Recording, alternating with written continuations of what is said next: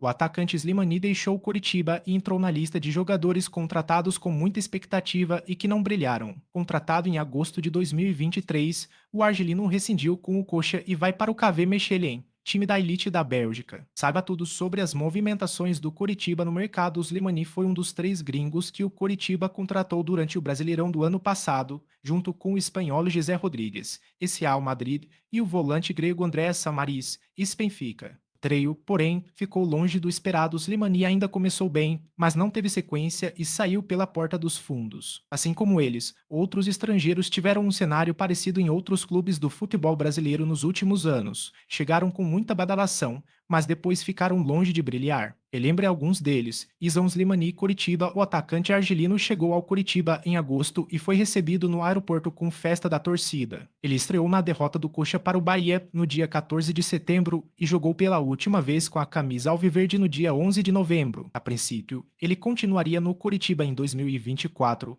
mas não se reapresentou depois da Copa Africana de Nações e acabou surpreendendo e desagradando a diretoria do Coxa. Aposta em 2023. Slimani não deve ficar no Coritiba. Em 2024, José Rodrigues, Coritiba. O atacante chegou ao Coritiba em setembro com status de Real Madrid, PSG e outros times do futebol europeu. Porém, fez apenas 6 jogos e anotou um gol no futebol brasileiro. Ele foi liberado pelo Coritiba antes mesmo do fim da temporada e disse em entrevista ao jornal espanhol Marca que a passagem pelo clube brasileiro é para esquecer. As contratações de videogame do Coritiba. André Samaris, Coritiba aos 35 anos. O volante grego estava sem jogar desde maio e foi contratado pelo Coritiba em setembro. A estreia dele foi substituído aos 37 minutos. Depois, só jogou mais 3 jogos. Assim como Gizé, foi liberado antes do fim da temporada. Honda Botafogo, o meia japonês Keisuke Honda reforçou o Botafogo aos 33 anos, trazendo no currículo passagens por grandes clubes na Europa, como Milan e XK, além da presença em 3 Copas do Mundo. Pela seleção, marcou 37 gols em 98 jogos. Foram pouco mais de 9 meses com a camisa do Alvinegro, com 3 gols em 27 jogos. Foi recebido com festa por mais de 10 mil torcedores no estádio Newton Santos. O único contato do japonês com a torcida, porque a estreia contra o Bangu, em março,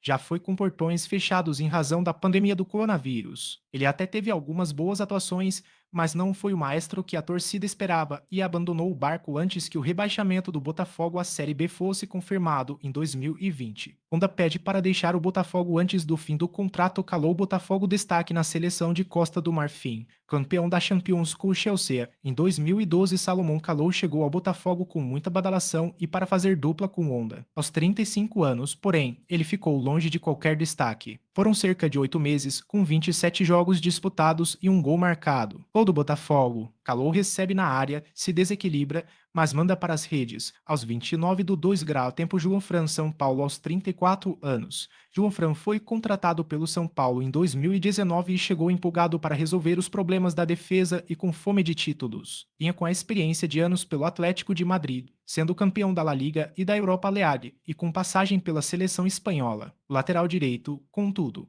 disputou 56 jogos com a camisa do São Paulo. Pouco rendeu e não marcou nenhum gol. Após carreira de sucesso na Europa, João Fran fala sobre desafio de jogar no futebol brasileiro. Sonha com título e elogia Fernando Diniz. Breno Ruiz Santos destaque com a Costa Rica na Copa do Mundo em 2014. O meia chegou ao Santos em 2018 com status de estrela e sob grande expectativa de ser a referência técnica do time. Em campo, porém, o jogador não se firmou. Disputou apenas 13 partidas e ficou mais de 500 dias sem atuar. Saiu em 2020 e ainda entrou com uma ação contra o Peixe. Pérez critica o meia Breno Ruiz.